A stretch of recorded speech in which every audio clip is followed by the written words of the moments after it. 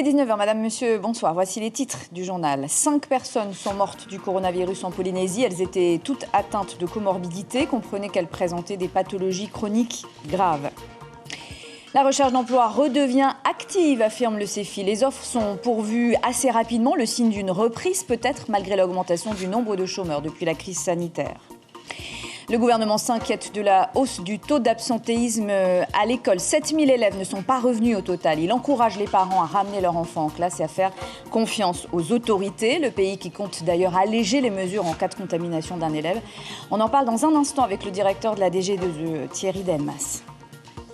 Un retour aux urnes plus que probable pour les 3000 électeurs d'Uturoa. Le rapporteur du tribunal administratif a validé les recours du maire sortant, Silvian Tero Atea, qui contestait les conditions de délivrance de procuration du maire élu avec seulement 10 voix d'avance. Matthej Brodersen. C'est le quai de la délivrance. On part au Tuamotu ce soir à Amanu, plus précisément, où les habitants se réjouissent déjà de la livraison de leur futur débarcadère. Leur quotidien va changer, c'est sûr.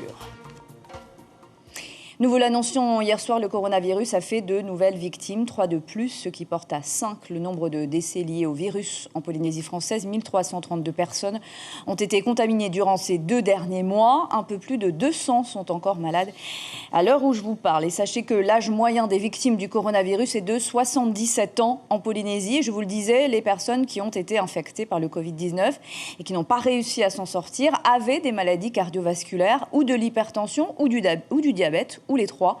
Plus de détails tout de suite avec James O et Jérôme.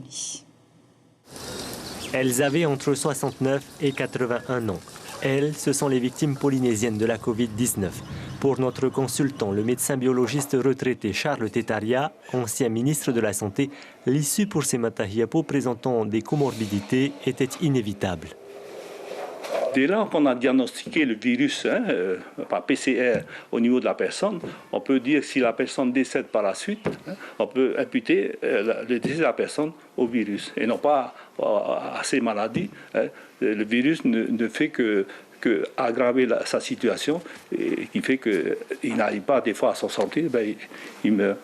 C'est-à-dire que sans le Covid, elles auraient pu vivre encore un peu plus, c'est ça? Ah oui, oui, oui. Selon un rapport de 2016 de l'Institut national de veille sanitaire, le taux de mortalité lié aux maladies cardiovasculaires est 2,3 fois plus élevé en Polynésie qu'en métropole et dans les départements d'outre-mer. Obésité, hypertension artérielle pulmonaire ou encore diabète sont des facteurs aggravants face au virus.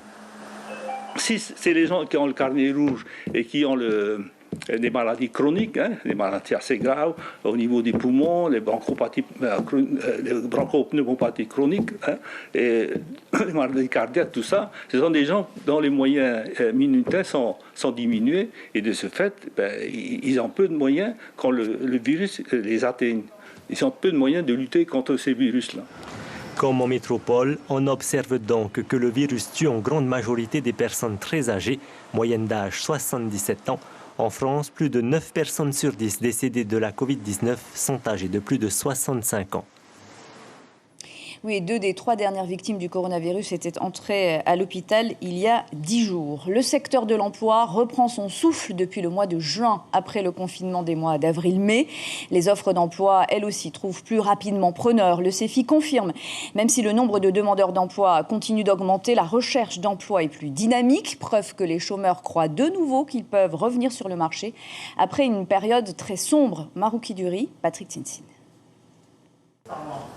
10 personnes maximum dans l'espace réservé aux demandeurs d'emploi, des mesures barrières scrupuleusement respectées, le CEFI, dans l'intérêt du monde du travail local, se doit de continuer à fonctionner. Puatea, 25 ans, débarque sur le marché de l'emploi. Diplômée en psychologie et titulaire d'un DU, elle s'est inscrite au CEFI et tente aujourd'hui de se rassurer malgré les incertitudes autour de son avenir professionnel. Ça me faisait déjà peur un peu avant de ne pas avoir de débouchés par rapport à mes diplômes. Et puis j'ai bien conscience qu'avec le coronavirus, tout va être plus compliqué. Il y aura moins de travail, c'est sûr, mais je fais confiance au CEFI.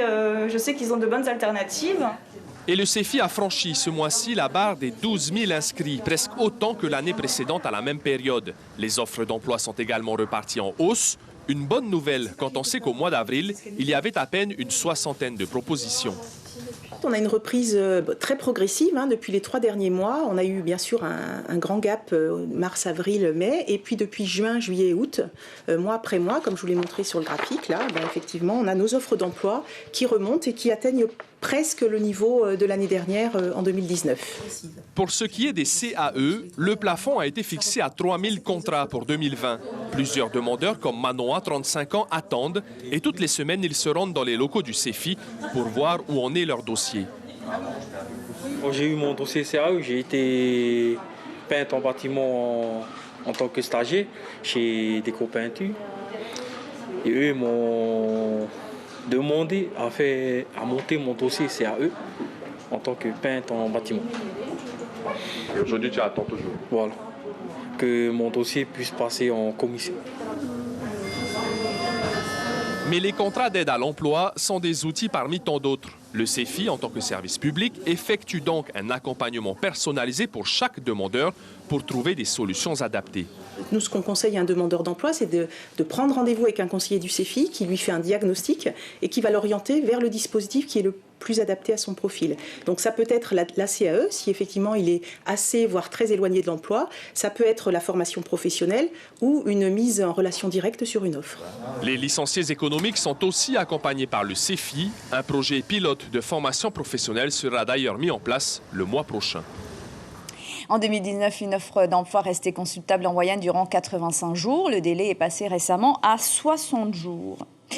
Vous faites peut-être partie des parents d'élèves qui craignent que leur enfant attrape le coronavirus à l'école. Ce qui est sûr, c'est que le taux d'absentéisme a augmenté.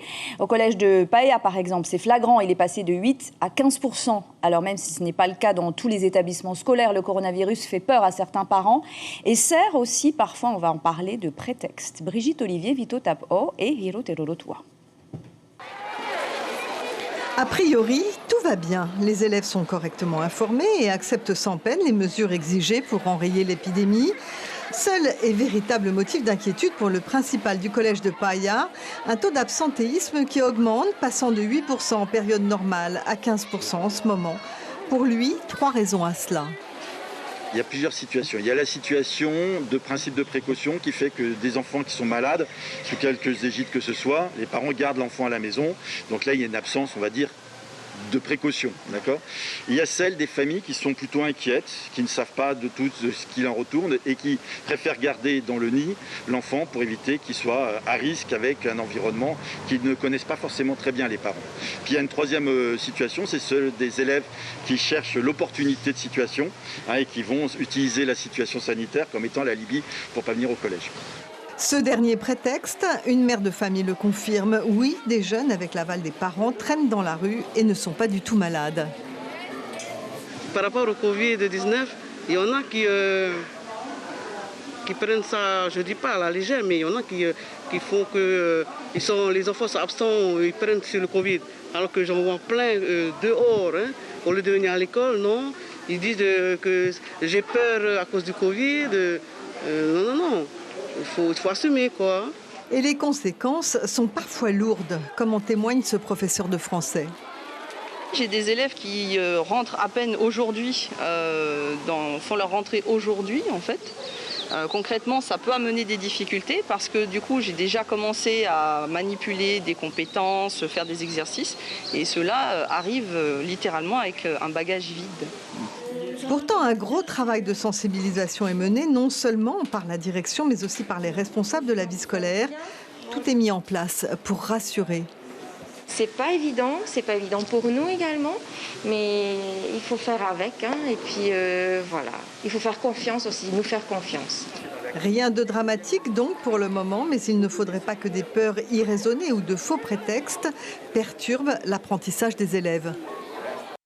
Et le pays, je vous le disais, veut convaincre les parents de ramener leur enfant en classe. Le directeur de la DG2E, Thierry Delmas, va nous le confirmer. Bonsoir. Bonsoir. Merci d'être là ce soir.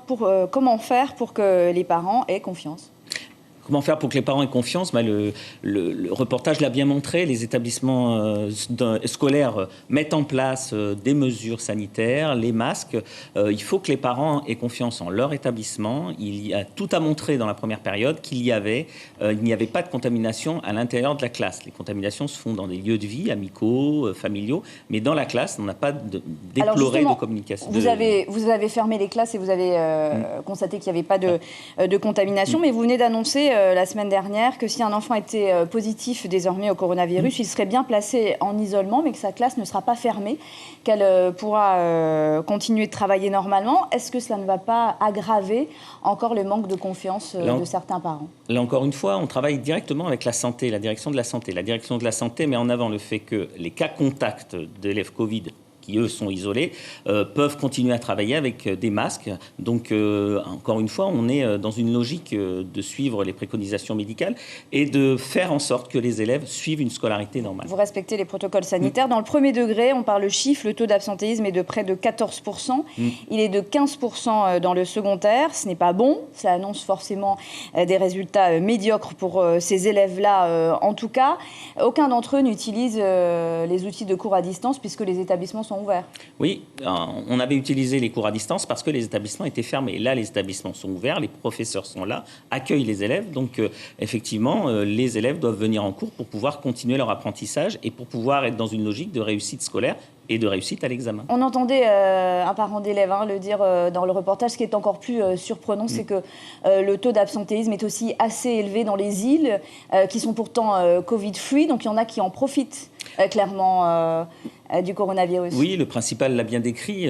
Concrètement, il y a plusieurs typologie d'absentéisme, il y a quand même une frange d'élèves et de parents qui cautionnent le fait que leurs enfants ne viennent pas à l'école et qu'on retrouve en train de traîner dans la rue. Donc il ne faut pas culpabiliser les parents qui sont inquiets, il faut les rassurer. Par contre, ceux qui sont complices de laisser les élèves dans la rue et ne pas aller à l'école, là, ceux-là, il faut absolument que les parents les envoient à l'école. Et il faut dire aussi, je crois que c'est important, que les examens auront bien lieu cette année.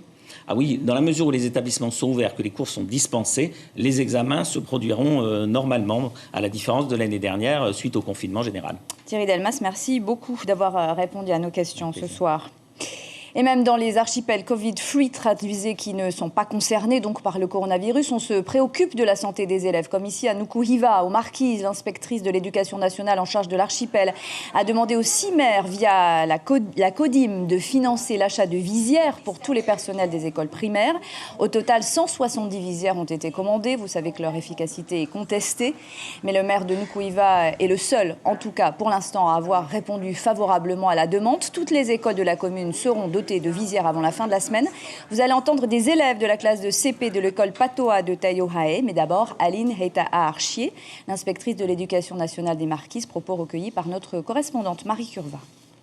La visière participe à l'apprentissage de la lecture, à savoir les enseignants ont besoin de montrer aux élèves comment un son se produit et donc quelle articulation des lèvres, du visage, donc de la bouche, quelle articulation devrait produire un élève pour émettre un son donné. C'est bien la visière pour la maîtresse ? Oui.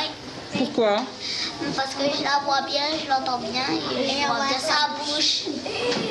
Bon, alors eux vont bien à l'école en tout cas. Et demain matin, le médecin et président du conseil d'administration de l'Apurade, Grégory Deutrin, sera l'invité café d'Ibrahim Ahmed Aziz à 7h10.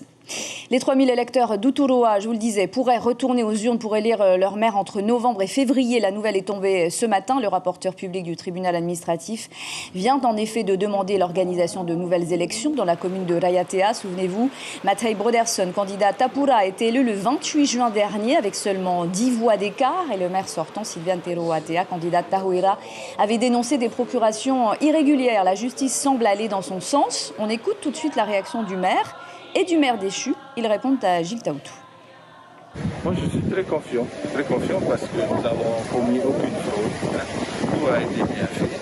Et s'il y a eu des erreurs, c'était à elle de vérifier ces erreurs, car c'est elle qui était la première magistrate. Et c'est son administration qui s'occupait de la vérification des procurations. Nous avions apporté la preuve que dans toutes les irrégularités, ça dénonce bien des choses non faites pendant les élections, les procurations et tout le reste. Nous avons apporté la preuve et aujourd'hui, je suis particulièrement heureuse de la décision qui a été prise ce matin au tribunal. Tribunal administratif qui rendra sa décision définitive dans 15 jours, le 6 octobre donc. À Papeete et à Aroué aussi, je vous le rappelle, il y a des contentieux autour des conditions de délivrance des fameuses procurations. Et comme chaque soir, nous vous présentons les candidats au sénatorial. Je vous rappelle qu'ils sont 13 au total. Ce soir, on s'intéresse au ticket Nuihau Loré et Sylviane Teroatea, un ex-sénateur et un ancien maire qui veulent faire valoir leur expérience, qu'ils jugent complémentaire. Lucille Guichet-Tirao, Patita Sabea. L'image d'un temps révolu, Nuihau Loré fait désormais campagne sans l'appareil politique du Tapura. Avec l'ancienne maire de Uturoa, Sylviane Teroatea, ils misent sur leurs expériences individuelles. Nous sommes très complémentaires. Je veux dire, Nuihau qui a été ministre des Finances, qui a été vice-président de 2 présidents, donc il connaît parfaitement le programme, les professions de foi des campagnes qui ont été menées. Moi, mon parcours d'élu en tant que Tavana, en tant que ministre du Développement, qui a été ministre du Développement des Archipels, président de la CCDOM, représentante à l'Assemblée et surtout, j'étais aussi suppléant des député européen Maurice Ponga. Avec mon collègue de Guyane, nous avons chaque année non seulement défendu les dotations de la Polynésie, mais aussi celles de toutes les collectivités. Ça nous a amené à bien comprendre les mécanismes budgétaires qui lient l'État et les différentes collectivités d'outre-mer.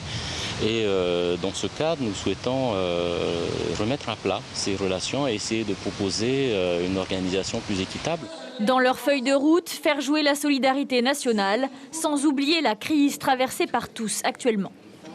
La situation budgétaire, financière de l'État est compliquée aujourd'hui et nous souhaitons montrer à nos interlocuteurs nationaux notre responsabilité dans ce contexte. Comme je l'ai indiqué à plusieurs reprises, cette loi d'égalité de développement que nous souhaitons mettre en place en Polynésie, c'est aussi un moyen pour nous de montrer à l'État que nous faisons le nécessaire pour rééquilibrer les dotations publiques au sein de la Polynésie. Et grâce à ce dispositif, nous souhaitons solliciter l'État au titre de la continuité territoriale intérieure. Je prends l'exemple du dossier du nucléaire. Il ne faut pas attitrer ce dossier à une personne. Au contraire, il faut mener une commission d'enquête, et c'est ce qu'on souhaite avec Nuihau, mener une commission d'enquête au sein de l'Assemblée et d'avoir l'avis de tous les 57 représentants qui ont été élus, les parlements, le gouvernement, et ce rapport d'enquête sera dans l'union sacrée. Leurs suppléants sont Bernard Natoua et Christiane Kelly. Ensemble, ils font valoir leur diversité politique pour convaincre le maximum de grands électeurs dimanche. Et je vous rappelle que le scrutin qui concerne 728 grands électeurs se déroulera dimanche matin au lycée Paul Gauguin. Donc, quand les politiques et les fonctionnaires du pays se font épingler par la justice, la décision est tombée ce matin. Le tribunal correctionnel a condamné pour escroquerie à 4 ans de prison l'ex-chef de la direction de l'équipement de Moorea, Michael Van A. Une vaste affaire de fausses factures et plus de 107 millions en espèces qui ont disparu entre 2013 et 2016. Une dizaine de personnes au total sont impliquées, dont la représentante Tahuera et membre du conseil municipal de Moorea, Vayata Perry Friedman, qui a été condamné à 1 an de prison avec sursis et à 5 ans d'inéligibilité. C'est l'actuel directeur du port autonome, Jean-Paul Lecaille, qui avait dénoncé les fraudes. Les personnes condamnées ont toutes fait appel. C'est l'heure de notre rubrique Au cœur du Fénois qui vous emmène ce soir au Tuamotu, au cœur des projets et des passions de la population de l'atoll de Amanu, à 19 km de Hau. Là-bas, c'est l'événement. Un nouveau débarcadère est en construction, une aubaine pour les habitants qui auront beaucoup moins de mal pour charger et décharger leurs marchandises du copra à la nourriture. Le chantier devrait prendre fin au mois de juin 2021. Coût de l'opération, 200 millions. Reportage de notre correspondant Pounoua Toti.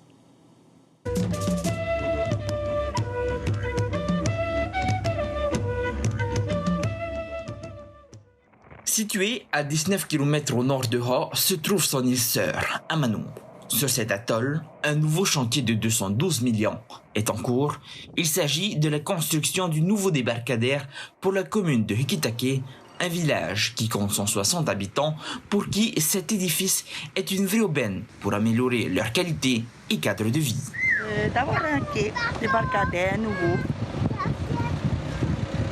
c'est pour nous la population. Ce nouveau débarcadère aidera les barges des goélettes pour le chargement et le déchargement du fret, mais pas que, car les administrés pourront aussi y débarquer leurs copras et marchandises en tout genre, une vraie plus-value en termes de sécurité. Il va beaucoup servir, ça facilite le travail, surtout quand les gens arrivent pour le copra, quand ça a été fait tout. En attendant la fin des travaux prévus pour juin 2021, les habitants d'Amanou continueront d'utiliser cette petite baie. Une nouvelle page de leur histoire s'écrira ensuite avec la livraison du débarcadère. Voilà, encore un peu de patience. Je vous rappelle que le maire d'Uturoa va peut-être devoir remettre son titre en jeu, c'est l'information principale. Le tribunal administratif rendra sa décision le 6 octobre prochain, mais le rapporteur public demande l'annulation des élections du 28 juin dernier en raison d'irrégularités dans la délivrance des procurations. Et si vous avez de la fièvre, que vous toussez, que vous avez des maux de tête ou du mal à respirer, appelez le 40 45 50 00 ou le 15. Et à la une de la Dépêche demain, le quotidien parle d'un probable 3e tour à Uturoa. Donc voilà, c'est la fin de ce journal. Merci de nous rester fidèles. Tout de suite, votre série Training Day. Excellente soirée, à demain. Restez optimistes.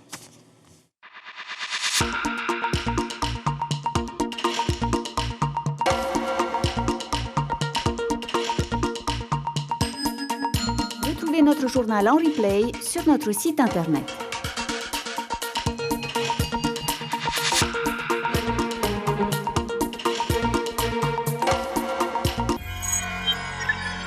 Retrouvez ce programme en replay sur notre site internet.